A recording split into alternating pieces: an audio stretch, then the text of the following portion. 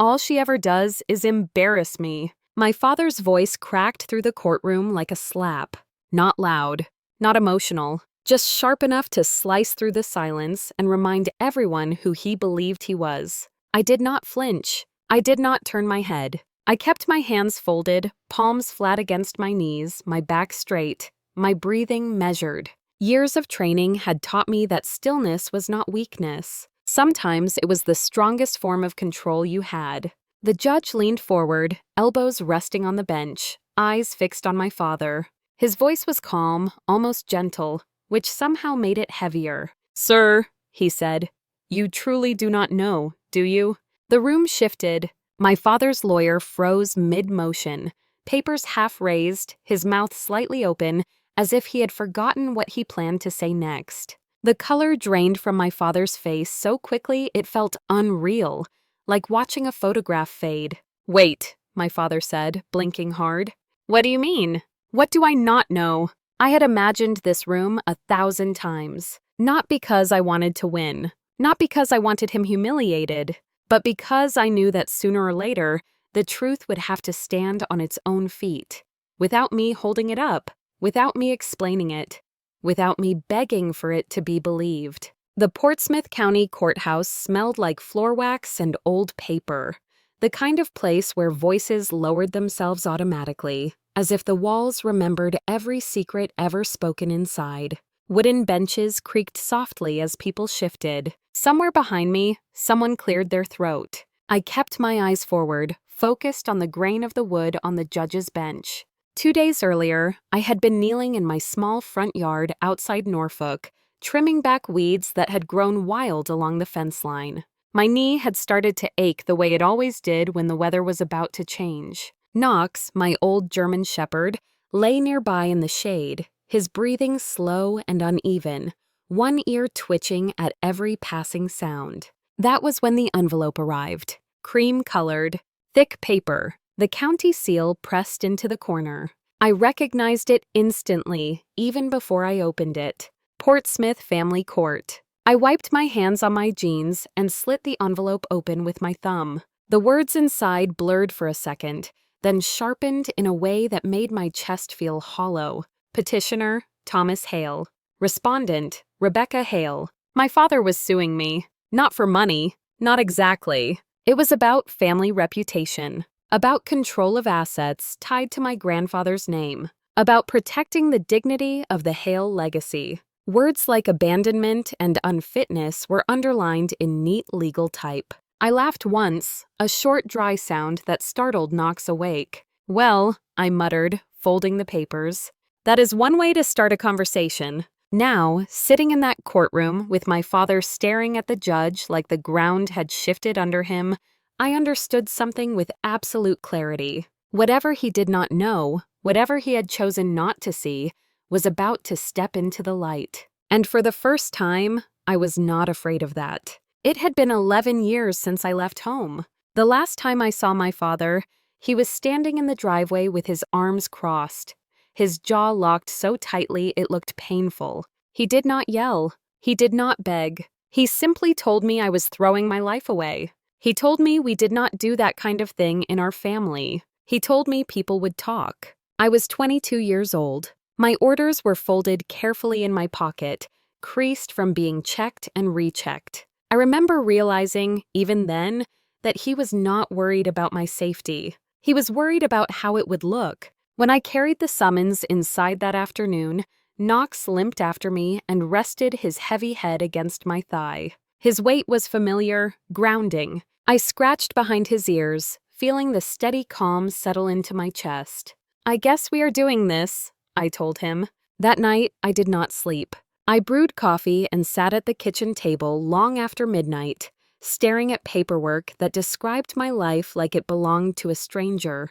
The language was cold and distant, as if a father and daughter were nothing more than opposing columns on a form. Outside, cicadas buzzed relentlessly, loud and unapologetic, filling the dark with noise that refused to be ignored. I thought about all the things I had never told my father over the years, not because they were secrets, but because he never asked. Every conversation we had ever shared felt like a performance, and I had learned early that the safest role to play was silence.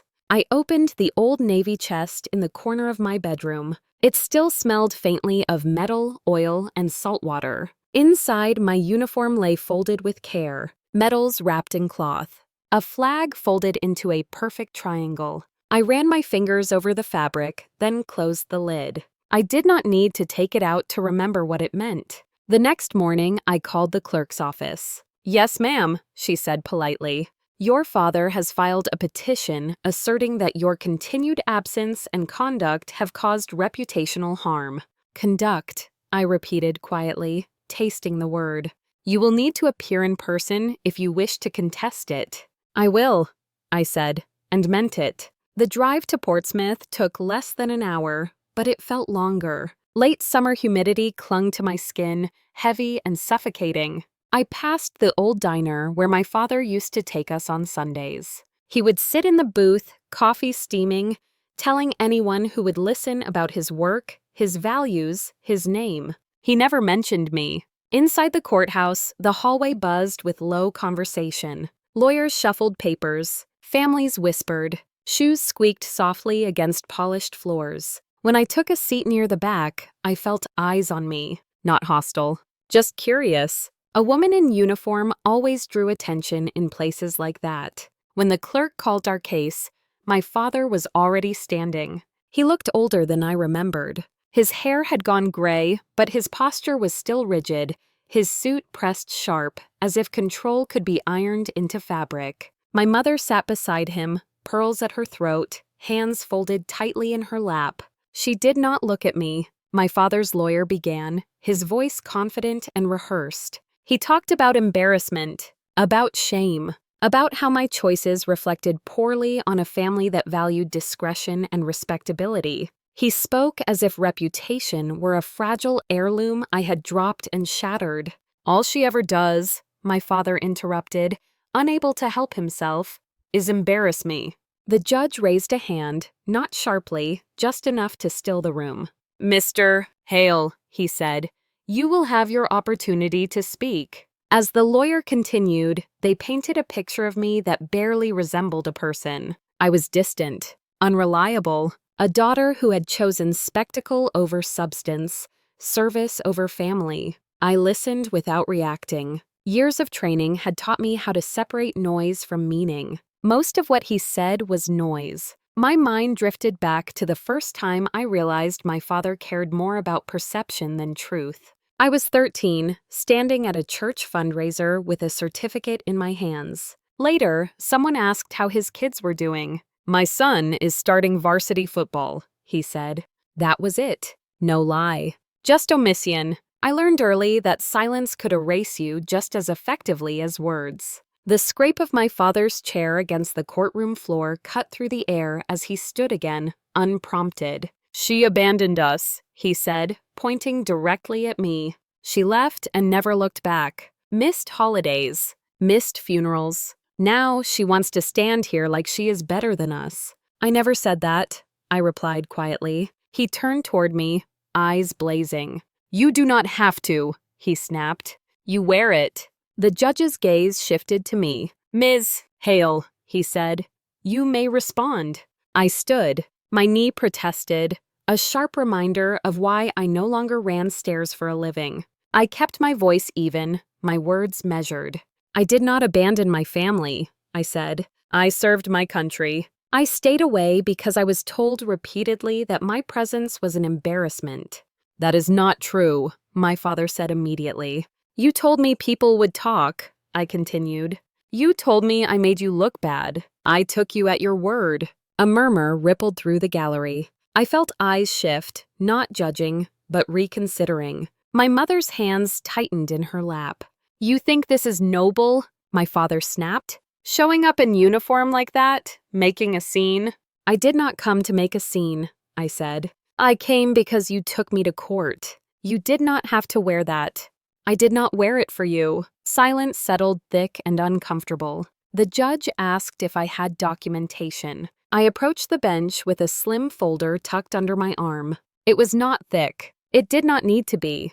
These payments were made consistently, the judge said, flipping through the pages. Yes, sir. And from an account under your name? Yes, sir. That does not mean anything, my father scoffed. Anyone can pay a bill. Mr. Hale, the judge said calmly, you will wait. I watched my father's hands clench until his knuckles went pale. I remembered those hands fixing engines, tightening bolts, teaching me how to hold a wrench. Seeing them shake stirred something complicated in my chest, something that was not satisfaction and not pity. You always play the martyr, he muttered. You never asked, I said, turning toward him slowly. The room went quiet. Even the judge paused, his pen hovering above the page. My father opened his mouth, then closed it again. Perception is not evidence, the judge said when the lawyer tried to pivot the argument. Then he asked the question that changed everything. Mr. Hale, he said, are you familiar with your daughter's service record? My father waved a dismissive hand. I know enough. Is it? The judge opened a thin file with a red tab. Are you aware, he asked, that your daughter was formally recognized by the Commonwealth of Virginia for her role in a civilian evacuation? What evacuation? My father asked. 47 civilians, the judge replied evenly. During Hurricane Elias, roads were impassable. Communications were unstable. No lives were lost. The room went utterly still. You are saying she did that? My father whispered.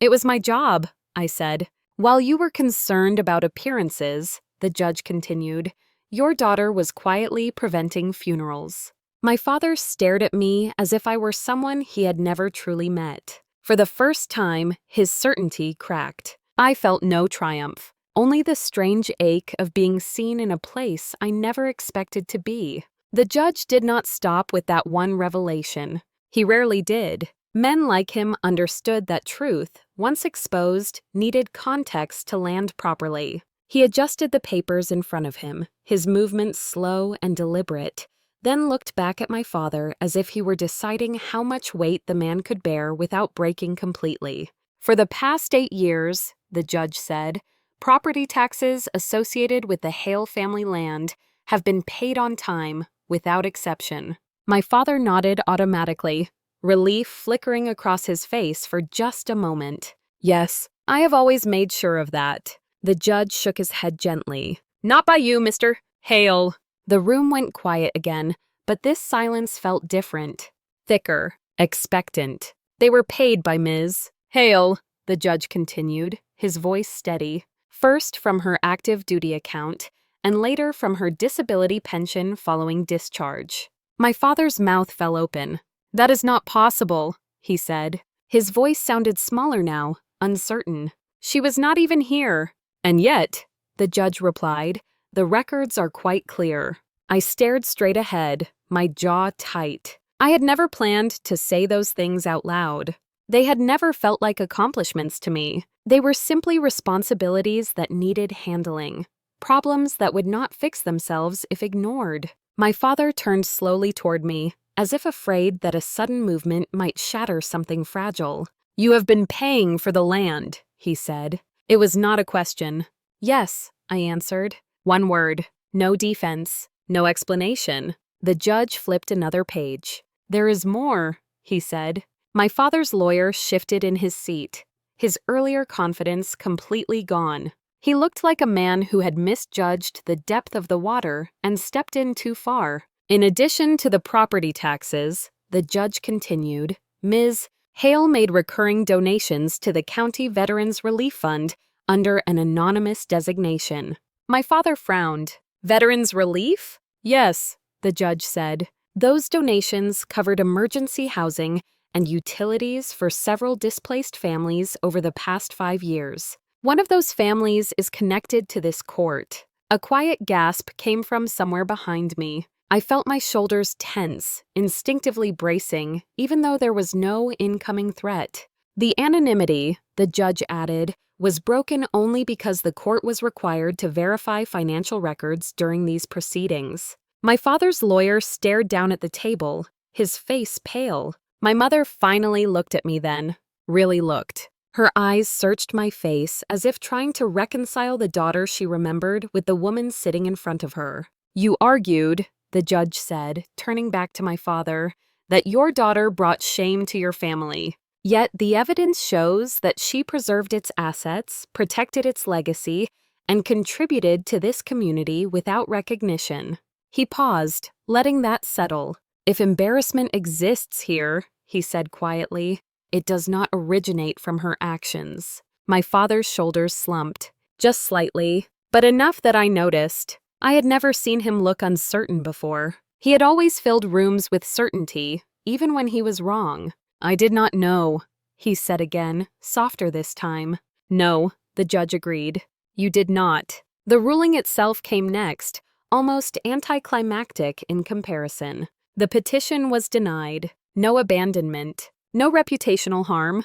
Authority over the Hale family property remained with me, supported by documented stewardship and continued responsibility. The gavel came down once. Clean. Final. The room exhaled. People stood and gathered their things, voices returning slowly, cautiously, as if the air itself had been changed. I stayed seated for a moment, my hands trembling just slightly now, not from fear, but from release. In the hallway outside the courtroom, sunlight streamed through tall windows, catching dust motes in the air. My father stood a few steps behind me. I felt his presence before he spoke. "Rebecca." He had not said my name like that in years. "You could have told me," he said. I turned to face him. He looked older up close, smaller. His eyes were rimmed red, though his voice stayed rough and guarded. "You could have asked," I replied. He nodded once, a sharp, embarrassed motion. "I did not think you wanted us involved. I thought you were ashamed." "I was protecting my peace," I said. He looked away. "I was wrong. It was not loud. It was not complete. But it was real." I did not leave the courthouse right away. I stood near one of the tall windows, watching rain begin to streak the glass in thin, uneven lines. People passed by in small clusters, lawyers murmuring into phones, families speaking in low voices, strangers returning to lives that had not just been split open in public. A man in a faded veteran's cap paused as he walked past me. He glanced at the ribbons on my chest, then met my eyes. "Thank you for your service," he said, simple and sincere. I nodded. "Thank you for yours." Outside, the air smelled like wet pavement and salt drifting in from the harbor. I pulled my jacket tighter around myself and walked down the courthouse steps. I had not won anything tangible in that room. No money, no applause, just the right to keep what I had always carried and the truth placed firmly on the record. That felt like enough. That night, Knox greeted me at the door, his tail thumping weakly against the frame. He pressed his weight into my leg, grounding me in something solid and uncomplicated. I laid my uniform jacket carefully over the back of a chair. It felt quieter now, not lighter, just settled. Sunday came without drama. No storms, no grand speeches. Just an overcast sky and a long drive back to a house I had not entered in years. Dinner stayed small at first. Weather, the drive, my knee, Knox's limp. Then my father cleared his throat. "I watched the news clip," he said. "The one the judge mentioned." I did not answer. "They talked about leadership," he continued. "About staying calm when everything goes wrong." He looked up at me. "You were always good at that." It was not praise, but it was not dismissal either. Before I left, he handed me my grandfather's compass. The needle inside still swung steady and sure. "It belongs with you," he said. Weeks passed. Repairs were made. Words came slowly. One evening, standing on the porch, my father said, "You did good." It was the highest praise he knew how to give. Standing alone at dusk, fireflies blinking in and out of the tall grass, I thought back to the courtroom, to the moment my father shouted that all I ever did was embarrass him. The judge's question echoed louder than the accusation. "You truly do not know, do you? Sometimes the strongest thing you can do is live so honestly that the truth eventually introduces itself." Thank you for listening.